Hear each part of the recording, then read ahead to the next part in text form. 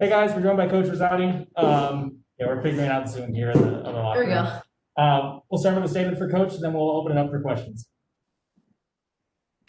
Yeah, we definitely ran into an offensive buzzsaw tonight, and Virginia Tech, which we knew. We talked about that before the game, that they're really going to test our defense, which has been, fairly solid, but we've certainly not played the level of competition of Virginia Tech. And we talked a lot about how well they shoot the ball at home. So, we let them get going there in the first half, and then, once they see the ball going in, they're tough to stop. I thought they had great balance with their inside-outside play.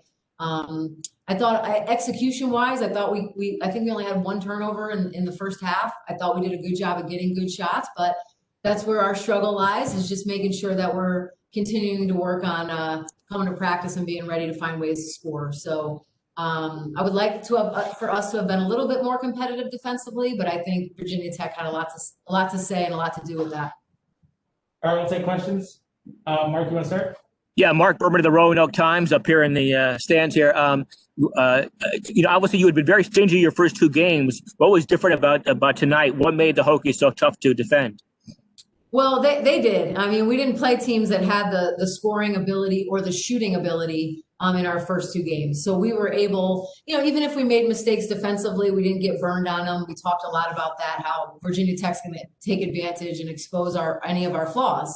And also that we didn't play anybody with the size that Virginia Tech has. So really, trying to focus in on not allowing deep touches for Kitley and not allowing easy baskets for Jones. It takes a lot of effort for our smaller post players to defend those guys. And they do a great job of being patient, finding their opportunities to score, but also setting great screens and getting their guards good shots. So they're just a really balanced offensive team, obviously with their 5 starters averaging in double figures. We knew it was going to be a challenge for us. And I'm glad that our team got to face them and see what it's like to play at that level. So hopefully we'll learn a lot from it.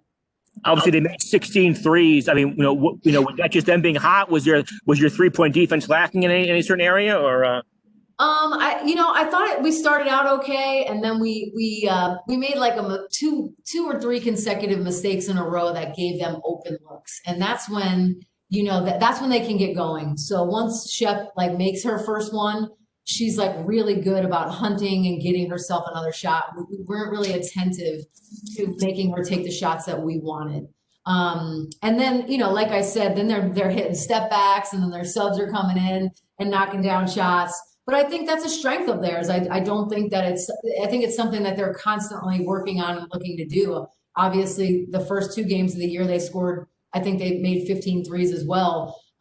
So we just did a poor job of being attentive to the 3-point line today. And finally, obviously, they scored the first 13 points of the game, and it jumped on you right out the gate there. What do you remember about that opening? Those opening baskets there that kind of when they took control of the game so early with that 13-0 jump start.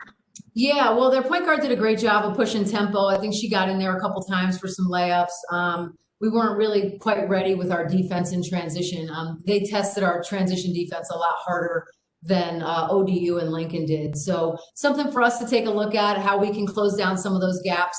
But they do a nice job of spreading you out with the 2 shooters on the wings and then really making you worry about their post players. So their point guard did a great job of pushing tempo, finding her own opportunities to score, and then knowing when to kick it out. Thank you. Emily, go ahead. Yeah, Virginia Tech kind of neutral. Did you kind of want to fill that offensive hole on that end of the ball?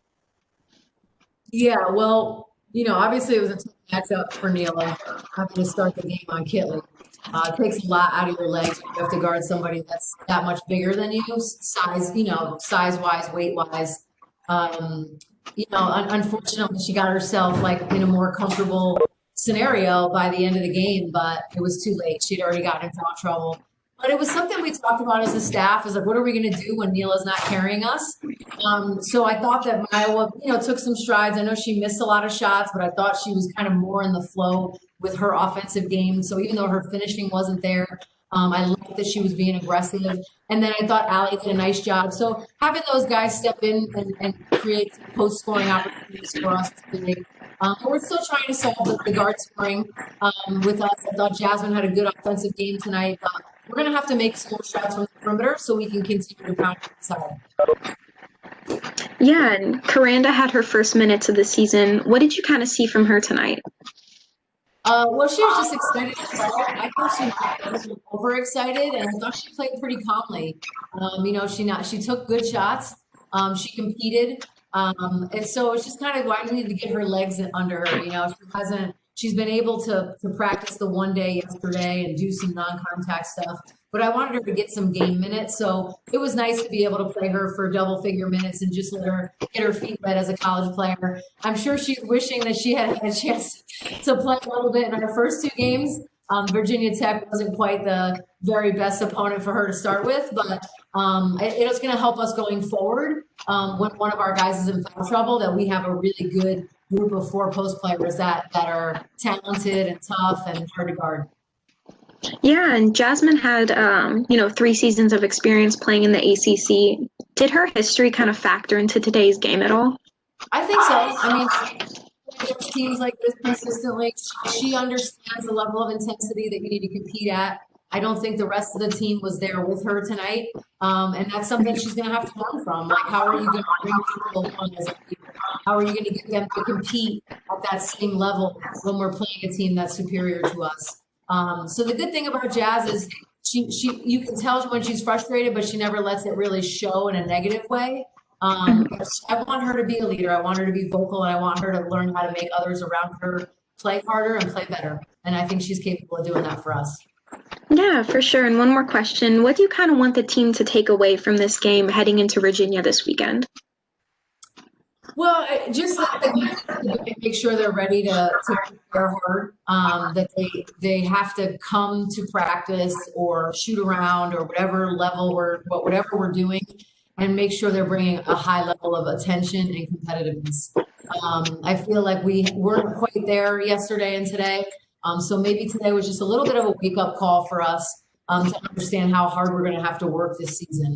I think they see that there's a lot of talent. They see that there's some depth there. They see what we're capable of. But I think that they understand now that they're going to have to learn how to compete and prepare a lot harder than they did for this game. Yeah, for sure. Thank you so much, Coach. Yeah, thank you. Thanks, Emily.